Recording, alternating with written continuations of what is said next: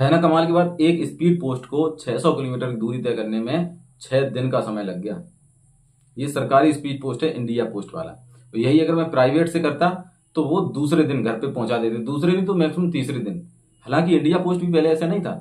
India post में भी speed post का मतलब होता था कि 2 दिन नहीं तो मैक्सिमम 3 दिन। लेकिन उसको जानबूझ के अपाहिज बनाया जा रहा है। उसको जानबूझ के अपाहिज इसलिए बनाया जा रहा है ताकि जो प्राइवेट कंपनियां हैं उनको बढ़ावा मिल सके, क्योंकि सरकार को इसमें बहुत ज्यादा इन्वेस्ट करना पड़ता है, इसके सारे एम्प्लॉयज की सैलरी मैनेज करनी पड़ती है और बहुत ही कम कॉस्ट में। जो स्पीड पोस्ट हमने 50 रुपए में भेजा है, यही अगर मैं प्राइवेट में भेजता तो कम से कम 250 रुपए लगते। और उन 250 रुपए में सरकार को बैठे बैठे 150 रुपए टैक्स मिल जाता और 100 रुपए में वो प्राइवेट कंपनी अपना काम कर लेती। तो फाइनली लोड किस पे पड़ना था? इंडिविजुअल पे, जिसने 50 की जगह जो 250 पे करता।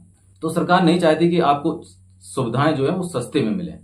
सरकार को चाहिए कि उसको इंफ्रास्ट्रक्चर, एम्प्लॉयज की सैलरी, ये सब मेंटेन ना करना पड़े और फ्री में अच्छा खासा टैक्स मिले।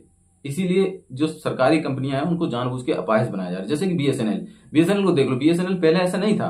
बीएसएनएल की स्थिति इतनी जर्जर हो रखी है, एकदम दयनीय स्थिति हो रखी है। उसका नेटवर्क मतलब दिल्ली जैसी सिटी में तक बीएसएनएल का नेटवर्क आना बड़ा मुश्किल हो जाता है। और वहीं पे प्राइवेट कंपनियों को देख लो, एयरटेल देख लो, वीआई देख लो, ये सब पहले ऐसा नहीं था। एक जमाना ऐसा था, बीएसएनएल का बोलबाला था जब नए नए नेटवर्क लॉन्च हुए थे। उस टाइम हच, वोडाफोन, एयरटेल, इनकी कोई वैल्यू नहीं थी। लोग प्रेफर करते कि बीएसएनएल की सिम खरीदें। बट आजकल आजकल बीएसएनएल की सिम कोई नहीं खरीदना चाहता, बीएसएनएल का ब्रॉडबैंड कोई नहीं लगवाना चाहता। क्यों? क्योंकि ये मेंटेन नहीं कर पा रहे हैं। हकीकत ये मेंटेन कर तो पा रहे हैं बट जानबूझ के मेंटेन करवाया नहीं जा रहा है, सो दैट पीपल शिफ्ट करें प्राइवेट नेटवर्क्स की तरफ। क्योंकि प्राइवेट नेटवर्क्स वालों को मेंटेन नहीं करना पड़ता, सरकार की टेंशन जीरो रहती है और अच्छा खासा टैक्स प्राइवेट कंपनियां सरकार को देती हैं। यही सेम सारी चीजों में हो रहा है, चाहे वो सरकारी स्कूल हो, चाहे ट्रेन हो, चाहे वो सरकारी अस्पताल हो, जितने भी, चाहे बैंकिंग हो, सारे सेक्टर्स जो भी सरकारी हैं उनको धीरे धीरे करके प्राइवेट इसलिए बनाया जा रहा है ताकि सरकार को टेंशन ना लेनी पड़े और अच्छा खासा टैक्स मिलता रहे। और बाद बाकी जनता जो है उसके जेब पे लोड पड़ेगा, उसकी सरकार को कोई टेंशन है नहीं।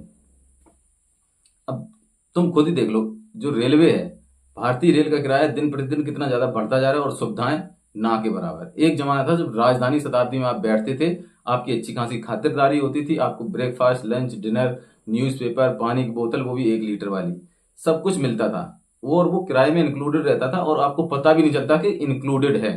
लेकिन आजकल आजकल आपके किराए में इंक्लूडेड है, ये आपको फील कराया जाता है। और साथ ही साथ 1 लीटर बोतल की जगह आधा लीटर की बोतल मिलती है, अखबार आपको लेना पड़ेगा और बहुत सारी चीजें, मतलब जानबूझ के पैसेंजर्स के ऊपर बर्डन बना के डाली जाती हैं। फेयर जो पहले निश्चित फेयर था उसको कैसे भी करके डायनेमिक बना दिया गया। मतलब आप जैसे जैसे सीटों की अवेलेबिलिटी कम होगी, आपका किराया वैसे वैसे बढ़ता जाएगा। तो पूरी तरह से आईआरसीटीसी ने भारतीय रेल को अपने कब्जे में ले लिया है और आईआरसीटीसी अब दूसरे दूसरे प्लेटफॉर्म में उनको भी देने लगा है कि जैसे इसकी इक्जिगो टाइप, इक्जिगो को दे दिया भाई तुम भी ले लो इतनी सीटें। और वो क्या करता है, 500-600 रुपए पैसेंजर पर पैसेंजर एक्स्ट्रा रुपए लेता है और बोलता है मैं 100% आपको सीट कंफर्म दूंगा।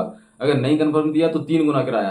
लेकिन वो 3 गुना किराए की हकीकत क्या है, मैंने एक वीडियो में आपको बताया, आप जाके हमारे चैनल पे देख सकते हो। टोटली स्कैम चल रहा है, आपके रुपए भी जाएंगे और सीट भी नहीं मिलेगी। So be very careful while using this type of platforms.